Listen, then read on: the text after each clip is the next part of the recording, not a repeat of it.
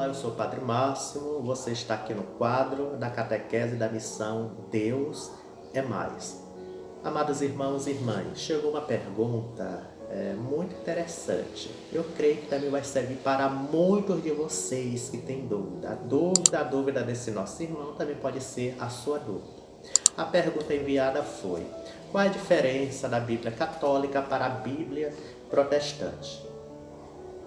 Amados irmãos e irmãs, poucas pessoas sabem, mas existe uma grande diferença entre a Bíblia católica e a Bíblia protestante. Essas diferenças encontram-se no Antigo Testamento, já que o Novo é igual em ambas as Bíblias, com 27 livros. A diferença só está no Antigo Testamento. No Novo, como já foi dito, continua intacto. Mas por que existe essa diferença? O cânon, no caso aqui, lista católica, contém 46 livros no Antigo Testamento. E no cânon da Bíblia protestante tem 39. Nestes estão ausentes os livros ausentes que não existem na Bíblia protestante. Tá? Tobias, Judites, Sabedoria, Baruque, Eclesiástico, 1º e 2º Macabeus. Esses são os livros ausentes. Além disso, faltam também alguns fragmentos dos livros de Esté e de Daniel. Tem algumas coisas que não existem lá.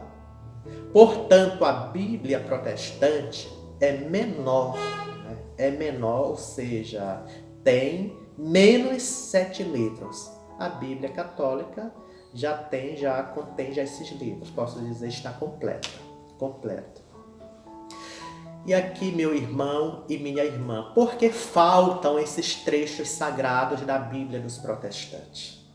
A Igreja Católica, além das Sagradas Escrituras e da tradição, está embasada também no magistério da Igreja, ou seja, no ensinamento da Igreja.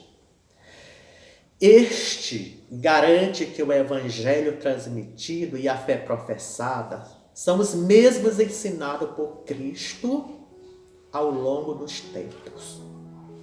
Inicialmente, ele foi formado por pessoas escolhidas pelo próprio Jesus, os apóstolos, cujos sucessores são hoje os responsáveis por confirmarem os irmãos a garantirem a guarda do depósito da fé.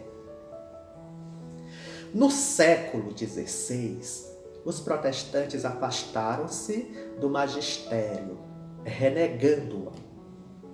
Nesse movimento, descobriram que o povo judeu possuía uma lista diferente de livros sagrados, com 39 livros, ou seja, 7 livros a menos que o cânon católico. Daí, meu irmão e minha irmã, para concluírem que a Igreja Católica acrescentou os outros livros, foi questão de tempo para eles perceberem isso. E aqui ainda, nesses 7 livros a menos na Bíblia protestante, que já se encontravam na versão grega da Bíblia, era chamada de Septuaginta. Só não faziam parte do texto hebraico.